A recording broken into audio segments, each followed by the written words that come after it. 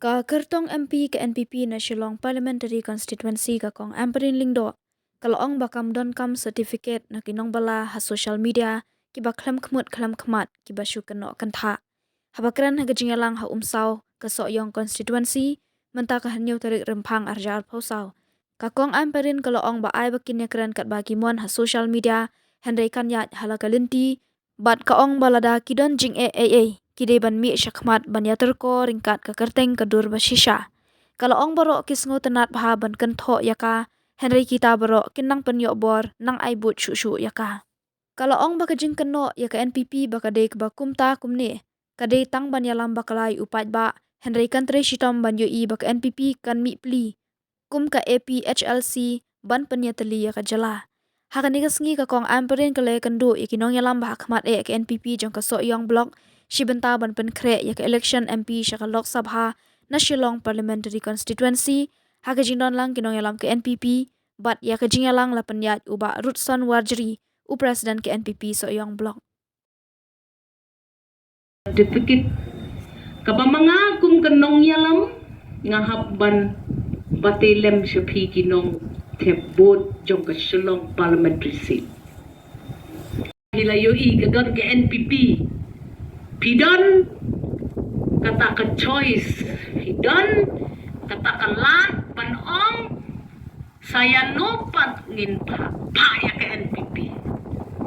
Pa ya ke NPP, namar ke NPP wadong ngade ke BJP pamlalong. Tapi ke UDP ke HSPDP kim lalong NPP lang mangi. Ya senrob lang mangi te. Ne akum no ne pius ngo. Lainnya nganda ngandri ngandwai na uplay bun ay nga kabor perkan kabor bangan ay na kam takajat penriu jonga ngamdan kam menyeng surok ban keren nam takajat penriu ngaladan lupa hapo ngan yada ngan perta ngan len ladi ban pet baya piya nga bat ki pateng gi banwan num don baban ben num don basukhen malum mala tambala dangi ya pat ya pra te kombong pareng united we stand, divided we fall. Kilet mo pi ki kun jong ka blok NPP. What are the tin? What are the tin? Kilet pat penpariang ya kata. Ya kret pi kat bomon ngala ya lagalenti. Ngamdan kam ya pi ban ai certificate yang halang tu. Klem khamat. Ngam ting wan mar khamat se ya khana ban nga.